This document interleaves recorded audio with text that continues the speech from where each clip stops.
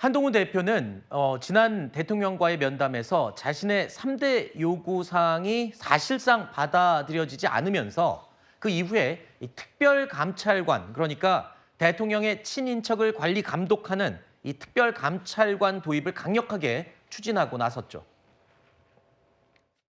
우리는 민주당의 북한 인권재단 이사 추천을 강력하게 요구하고 결국 관철시킬 겁니다. 그러나 특별감찰관의 추천 절차를 그 이유로 미루지는 않겠습니다. 우리 정부가 출범한 지 반환점을 도는 시점에서 저희도 아직 이 특별감찰관 추천과 임명 절차를 실질적으로 진행하지 못하고 있는데요. 사실 이건 우리가 지난 대선 공약으로 약속했던 겁니다. 이런 것도 안 하면서 무슨 변화와 쇄신을 말하느냐, 이런 말씀을 하실 겁니다. 국민의힘 당대표로서 다시 말씀드립니다. 특별감찰관 추천 진행합시다. 한동훈 대표가요, 오늘 오전에 자신의 SNS에 다시 한 번 더 이 특별감찰관 도입 필요성을 강조했습니다. 대선 공약을 신천하는 데는 이 반대를 한다면 타당한 이유를 설명해라 라고 목소리를 높인 건데요. 한동훈 대표가 이렇게 특별감찰관 도입을 강력하게 강조하는 그 배경이 뭘까요? 일단 오늘 한 대표가 계속 얘기하고 있는 것처럼 대선 공약이었기 때문이고요. 그리고 대통령 친인척을 둘러싼 앞으로 있을 뭔가 문제에 대해서 감찰을 좀 해야 되지 않겠냐라는 주장인 건데, 근데 문제는 이걸 특별관찰관 임명을 하려면 그 여당 내부에서의 다툼뿐만 아니라 야당이 동의를 해줘야 되는 거거든요. 근데 야당 입장에서는 지금 김건희 여사 특검법을 통과시키지 않고 특별감찰관만 임명하겠다고 하면 반대할 겁니다. 왜냐하면 우리가 계속 주장하는 것은 김건희 여사는 앞으로 일어날 문제를 감찰하자는 것이 아니라 과거에 있었던 문제를 명명백백히 국민들께 밝혀야 된다는 게 민주당의 주장이기 때문에 네. 단순히 앞으로 좀 잘할 테니 봐달라라는 메시지로 특별감찰관을 임명하자는 것이라면은 민주당은 찬성할 그 생각이 전혀 없죠. 그렇기 때문에 여당 내부에서는 저걸 갖고 뭔가 좀 계속 싸우고 계신데, 민주당 입장에서는 우리는 아직 동의해줄 생각이 없는데 그러면 한동훈 대표는 저거 특별감찰관 만약에 임명하게 된 이후에 정말 김건희 특검법에 대해서 어떤 입장을 갖고 있는지 밝히지 않는다면 민주당은 동의해줄 생각이 지금 없습니다. 네. 한동훈 대표 같은 경우에는 면담 때도 마찬가지고 특별감찰관 도입을 주장하면서도 계속 국민 여론 그리고 눈높이 이걸 굉장히 강조하고 있습니다. 한동훈 대표가 이렇게 굽히지 않는 데는 여론의 동향도 한 몫을 하고 있는 것으로 추정이 되는데요. 오늘 나온 한국 갤럽 여론조사를 하나 보겠습니다. 대통령 직무수행 긍정평가 지난주보다 2%포인트 하락했습니다. 자, 20%로 조사가 됐고요. 지난 9월 둘째 주 한국 갤럽 조사와 동일하게 취임 후 최저치로 다시 내려온 수치가 되겠습니다. 그리고 부정평가 이유를 보면 이 항목 중에 김건희 여사 문제가 15%로 부정평가 이유 중에 가장 높은 비율을 차지했습니다. 자, 한동훈 대표 입장에서는 계속 여론과 국민 눈높이를 주장해 왔는데 저런 것들이 여론조사를 언급할수록 명분과 실리 두 가지를 다 만족시키는 그런 근거가 되지 않을까 싶은 생각도 드네요. 지금 한 대표 입장에서는 분명히 명분은 갖고 있고요. 네. 또 실리적인 측면에서도 지금 회동 자체에 대한 결과가 없는 그 상황에서 조금 더 당내의 어떤 입지나 그다음에 추진력, 동력을 갖기 위해서 이제 가져가는 부분이 있고, 또 하나 명분적인 측면에서는 지금 특검법, 그러니까 민주당에서 어떻게 할지는 모르겠습니다만 특검 공세에 대비해서 미리 사전적으로 좀 방어벽을 쌓는 그런 의미도 충분히 좀 있습니다. 네. 다만 이걸 이제 끌어가는 방식, 다시 말해서 정치력의 문제가 좀 남는데요.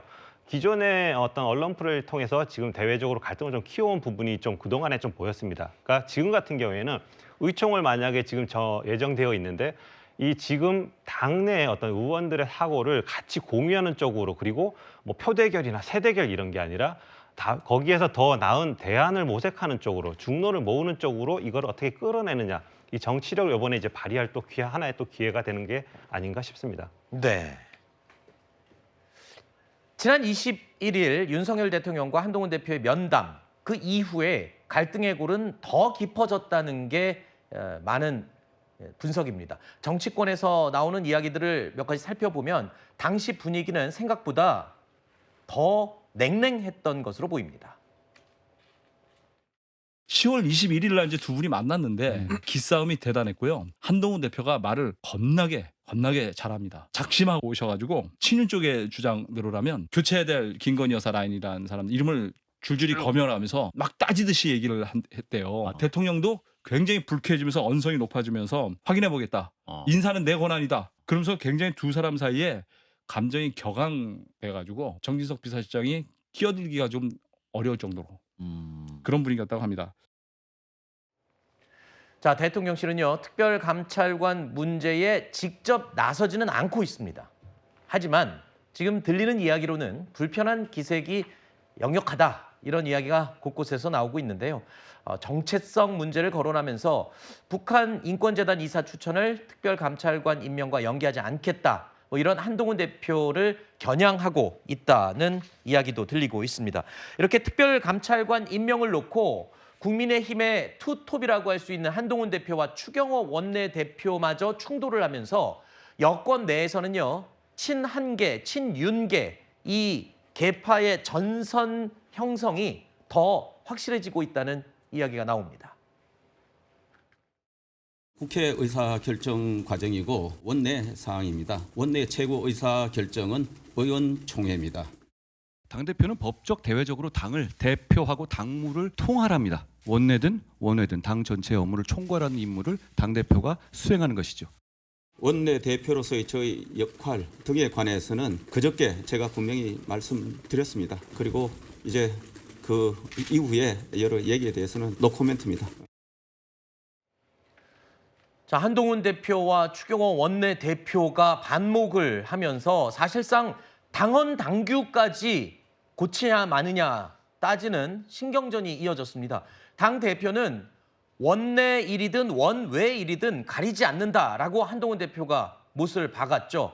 사실 이 추경호 원내대표가 당내 사안, 원내 사안이다라고 이야기를 하면서 이에 대해서 한동훈 대표가 또 반응을 보인 건데, 대표는 이 원내 원외 사안 가리지 않는다, 이렇게 주장을 했거든요. 자, 이렇게 되면 한동훈 대표가 원내 업무에도 개입을 하겠다라는 의지를 나타낸 건데, 계파 갈등, 이게 이제는 그냥 공식화된 건가요?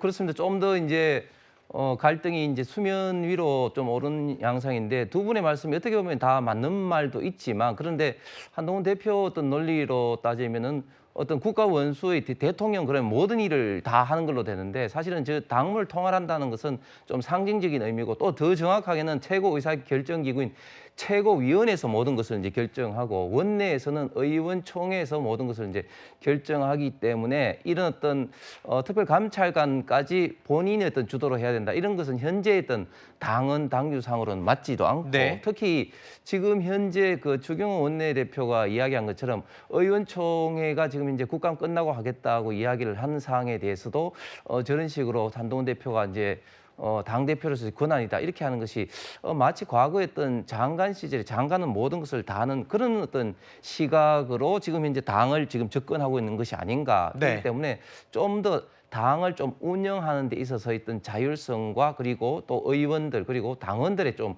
의지를 좀 모으려는 그런 어떤 노력이 필요할 것 같습니다. 말씀하신 대로 이 당내 계파 갈등이 좀 부상하고 있다, 평가를 해주셨는데, 국정감사가 끝나면 추경호 원내대표 108명이 참석하는 의원총회를 열기로 했습니다.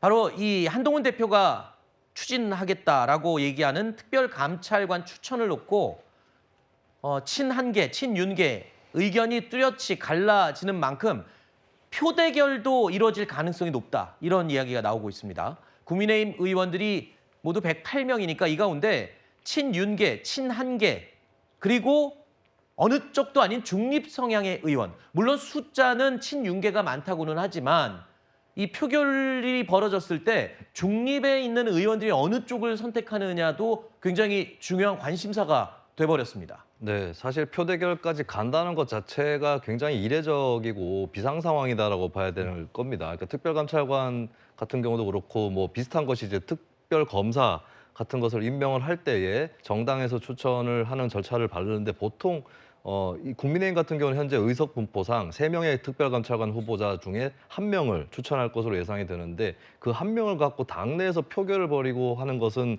사실 들어본 적이 없었거든요. 보통 이런 절차들은 이제 당 지도부에서 인사들을 어느 정도 추려놓고 그다음에 의원총회에서는 최종적으로 의결하는 이런 네. 절차가 정상적일 텐데 그때까지도 정리가 안 돼서 복수의 후보자가 나오고 의원총회에서 표결을 한다. 이 자체로 일단 정말 전무후무한 네. 그런 상황이 될 것이다라고 보여지는 거고 사실 표대결을 들어간다고 하면 결국엔 친한대 친윤의 갈등, 격돌, 정면 대결 양상으로 가는 것이고 이걸 기회로 해서 뭐 당이 쪼개지지는 않는다고 해도 당 내부에 굉장히 좁힐 수 없는 더 이상 메울 수 없는 굵은 균열이 간다라고 하는 것은 명백해지는 것 같습니다. 표결까지 진짜 간다 치면 이제 친한계, 친윤계가 그냥 확실하게 명백해지는 거 아니겠습니까?